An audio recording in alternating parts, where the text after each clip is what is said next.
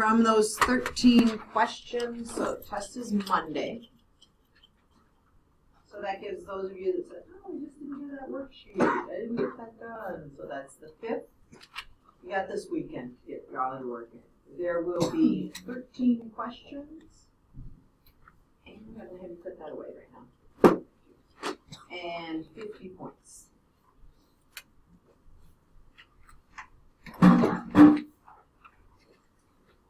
And if you are reading from the poster for exponential functions over here, Michael, would you please read standard 2 that's up there? I can construct exponential functions. So I can construct exponential functions. That is going to be the first part of what's going to be on your test. Okay. So if we are looking at 14 total points.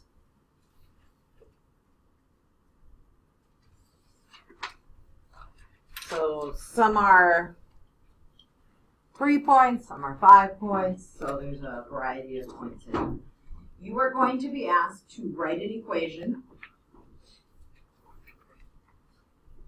And as you write that equation, you might be looking at a table. You might look at a graph.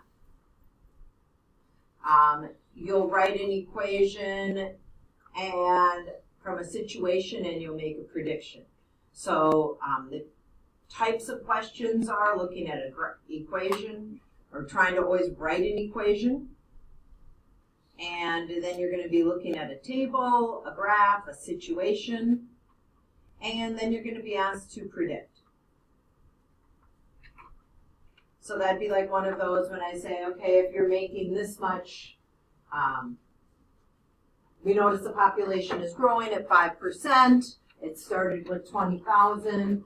How many from 10 years from now? So then you'll put that number in for X, that type of question, okay? If you look at the poster number 3, Maria, would you read standard 3 on that poster up there? I can write down sequences explicitly and recursively. All right, so this is writing. So today we're going to have a little practice quiz, I think, on that. Writing geometric sequences.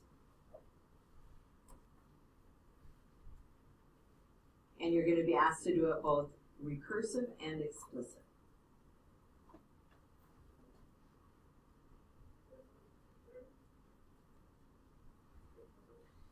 There are 2 questions, 8 points total.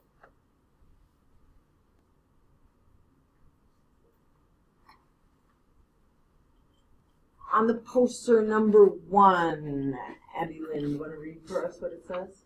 I can simplify expressions with rational exponents. So, simplifying our expressions with rational exponents. This is exactly what you did on the quiz, okay? So this is kind of how the test is set up, part 1, the second part, then you'll see going back to simplifying. Simplifying expressions with rational exponents. So this is the first half of the unit, 7.1, 7.2, 7.3, 7.4, okay? So when you are looking at that, there are going to be 6 points, or 6 problems, excuse me.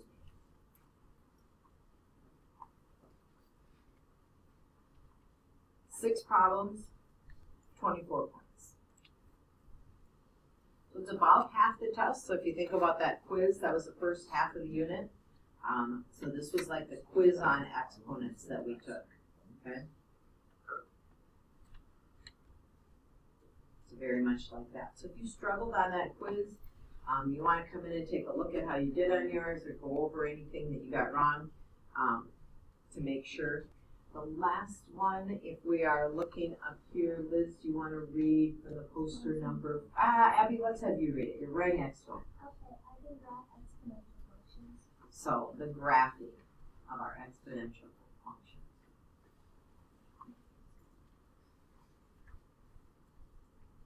So when we are graphing those exponential functions, I might give you a situation, a story problem. I might give you an equation to graph. You're going to need to make the graph and label your axes. In the past, most people have no problem making their graphs, and then it gets to the end, and in the directions I like even underline, label, axes, and they leave that off and they lose 2 points on the problem. So there is really only one problem that we are looking at, and it's 4 points. So the labeling of the axes, that's to be kind of important as you are looking at that. Okay? Really reading carefully the doubling every decade so that you use the correct numbers when you're doing number 21. So that would be my guess, is that some people use 50, and that's a massive number, instead of using 5. Any other questions from that? So, in your textbook, they kind of give you a nice little quick review over things first as you're looking at each thing. They kind of go through some examples as you are doing them. So if you are working on 7 to 85, you're doing odd. Again, I had someone this morning telling me that they never check any of their answers till they're done with the whole assignment, which to me makes no sense at all, especially at this point in your math career. You should be checking every 1 to 2 problems to see that you are on.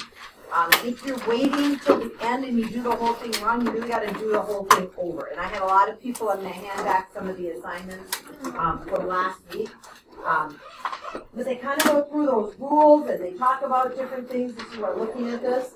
So just make sure that you are writing down the problem, showing your work, especially these ones with the exponents. Some of you are misunderstanding simplifying. You think simplify just means get it down to one variable, that x in the numerator and x in the denominator. That is not right. Simplify means no negative exponents.